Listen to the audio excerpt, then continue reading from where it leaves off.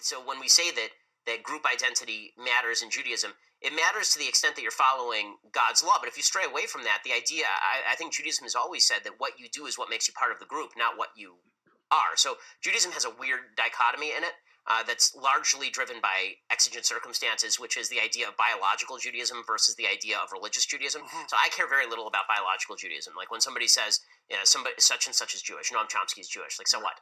Here Shapiro claims that he doesn't care about ethnic Judaism, but he has admitted on several occasions that he is a religious Zionist. I'm loyal to the Zionist vision of Israel, the religious Zionist vision of Israel in particular. But here's something that little Benny probably hopes that the Goyim don't know. After the Six-Day War, the right-wing components of the religious Zionist movement integrated into nationalist reivindication and evolved into neo-Zionism. Religious Zionism supports Jews upholding their Jewish identity. It opposes the assimilation of Jews into other societies, and it has advocated for the return of Jews to Israel as a means for Jews to become a majority in their own state. Neo-Zionism is what religious Zionism became. It is a right-wing and nationalist ideology that incorporates religious ideology. Neo-Zionists consider secular Zionism to be weak, in that it never understood the impossibility of Arabs and Jews living together in peace. Neo-Zionists also consider Arabs in Israel to be a fifth column and pose a demographic threat to the Jewish majority in Israel. Neo-Zionists also essentially want to deport all Israeli Arabs and the Palestinian population of the occupied Palestinian territories to neighboring Arab states. Neo-Zionists also assert that the goal of Jewish statehood is not only about creating a safe refuge for Jews, but also about the national historic destiny of the people of Israel in the land of Israel. This ideology seems awfully familiar. Oh yeah, that's right. That would be my own ideology, which seeks to ensure the survival of my people and our ethnic, cultural, and national identities, and to maintain white demographic destiny by ensuring white political, economic, and cultural hegemony within historically white nations. Shapiro is in fact an ethnic nationalist, and Israel an ethnostate. Israel follows consanguineous naturalization, which is the law of blood and is the defining factor of an ethnostate. Neo-Zionism revolves around three pillars: the land of Israel, the people of Israel, and the Torah of Israel. Now tell me how the fundamental concept of Neo-Zionism, which revolves around land, people, and Torah, is any different than the white nationalist concept of blood, soil, and heathenry. Okay, well, if you're going to do identity politics, you will see some white identity politics from the right, which I think is really negative. Jews are always trying to pull this bullshit song and dance, wherein they try to obfuscate their identitarianism by attempting to separate their religion from their ethnicity, even though Jewish people are an ethno-religious group that maintain an ethno-religious state. Circumstances, which is the idea of biological Judaism versus the idea of religious Judaism. So I care very little about biological Judaism. Basically, biological Judaism, or your mom was Jewish, which is the way that it works in Orthodox Judaism, is sort of the entry ticket to being Jewish, meaning you have to either have converted in, or your mom has to be Jewish in order for you to become fully Jewish. But the practice is what matters to me more than anything else.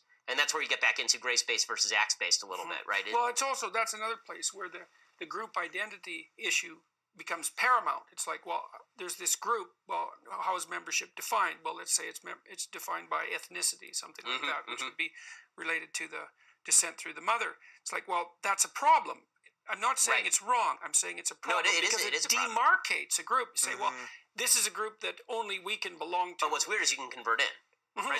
So this is why I say when there's play in the joints, a lot of the problems are solvable through the idea that you can convert in.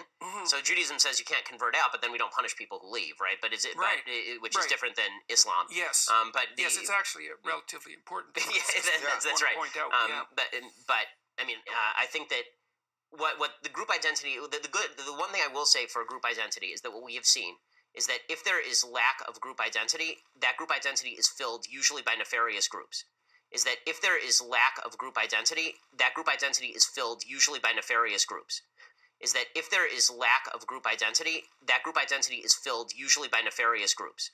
meaning that that people do have a necessity.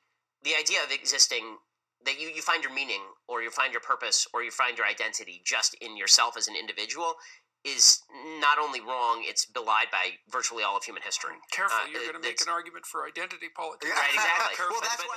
So this moment was huge, in my opinion. Shapiro admits here that tearing away at the integrity of the metaphorical fabric of a group's identity leaves that group open to being exploited and invaded by nefarious groups.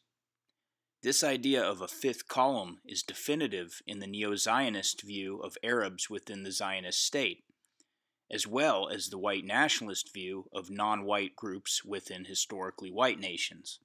However, Shapiro doesn't give a good damn about the so-called Browning of America. Instead, he willfully ignores the fact that non-white groups all throughout the West overwhelmingly favor socialism and larger government, and that ideology and values are linked to culture, which varies by race and ethnicity. Shapiro goes on to say that the idea of a person finding their identity solely in their individualism is, quote, not only wrong, it's belied by virtually all of human history, unquote. Jordan Peterson shrewdly calls Shapiro out here for making an argument in support of group identitarianism, and really for ethnic nationalism and collectivism, as Shapiro alluded that cohesive group identity has been the fundamental building block of successful human societies throughout the majority of human history. But the point that but what Judaism does, what America does, it says find your identity in the ideas. Yeah. Right. That's the difference. Is when this is why I say I don't care about biological Judaism, particularly. I care much more about the ideas that you hold. So I'm in favor of group identity if group identity is built around a set of ideas that are worth preserving. I'm not in favor of group identity. Now you see Shapiro try to weasel his way out of being clearly cornered by his own hypocrisy.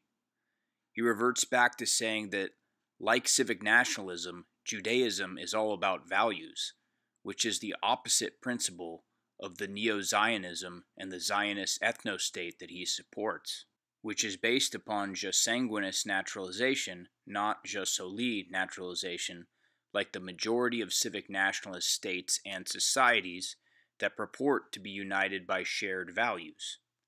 Shapiro often plays this game, trying to conceal his identitarianism and ethnic nationalism by conflating his religious and/or ideological values with his ethno-religious identity. Most problematically, he denounces identity politics and identitarianism for all other ethnic groups besides his own.